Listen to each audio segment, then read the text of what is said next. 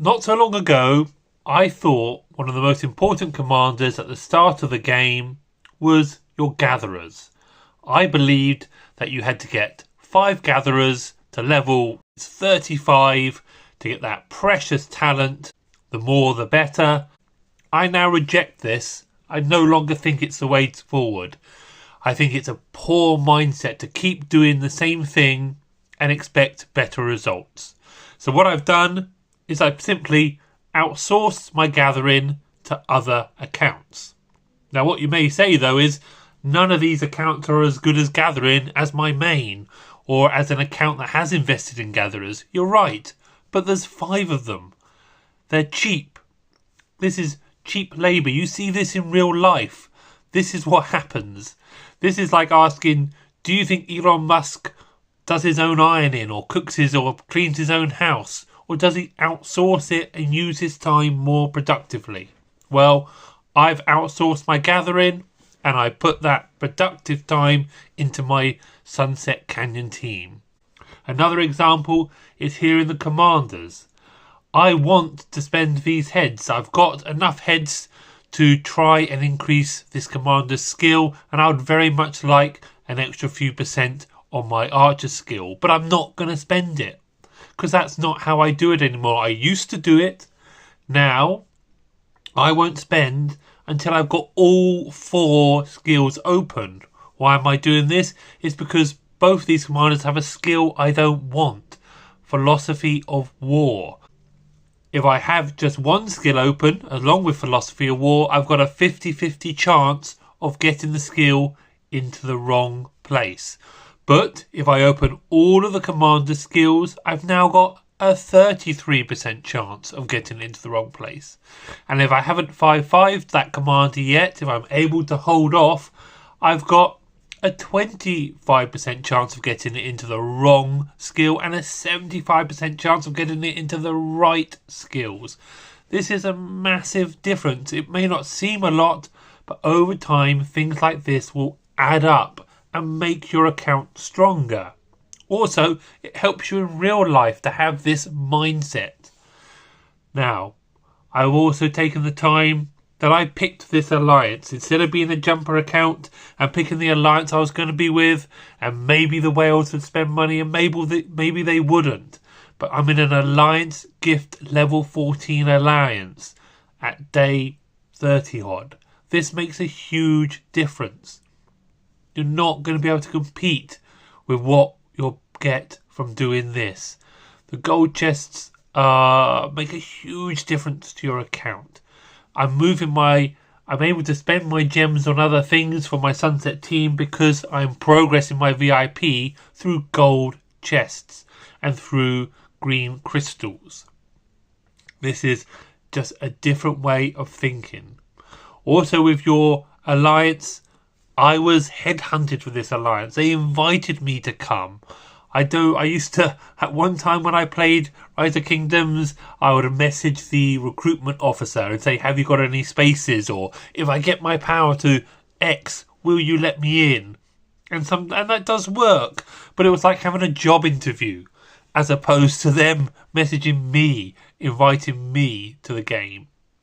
I also feel that we're seeing a new breed emerge among pay-to-play players. It's given me great pleasure to see people take the free-to-play strategies that I've put forward and add a bit of money to it. And the results are amazing. I think I'm going to start calling these guys early game sharks. They're not whales, they're not krakens, but they're certainly a new breed of pay-to-play player who's using the sleeper strategy, using the city keeper strategy, and using ideas that I've put forward to make their account far, far stronger.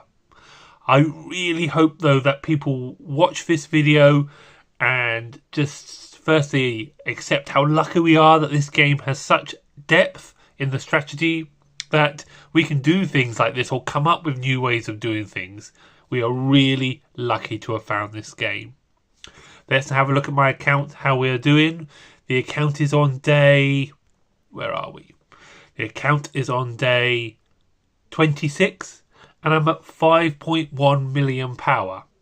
But it's time for another power push. If we go in here, we'll see the game of event is ongoing. And as the game of power even, is ongoing, and as we get later into the accounts, I'm hoping that I'm going to be able to get a top 20.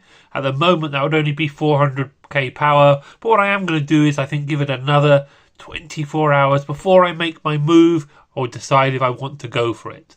I've already got power of 270k there.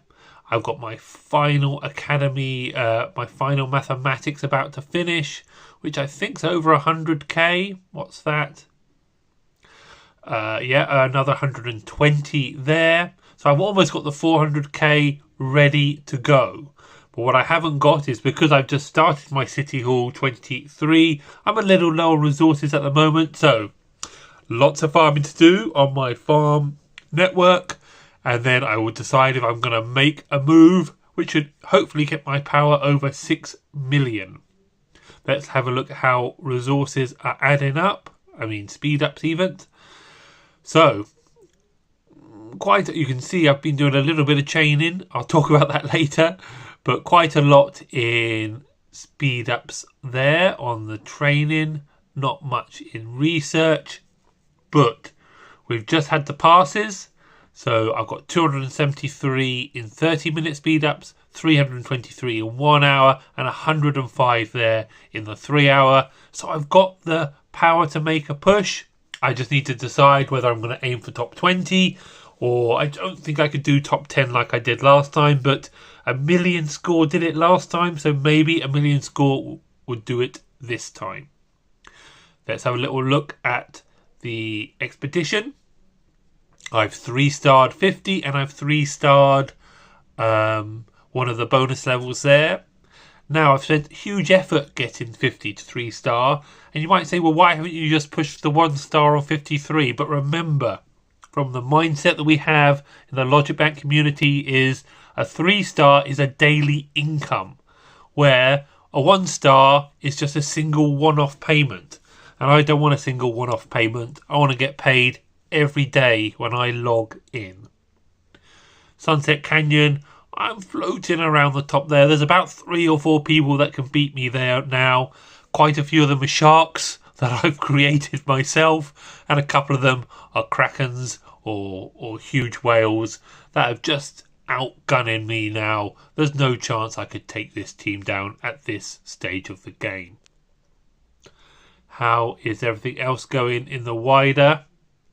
We're into zone 2.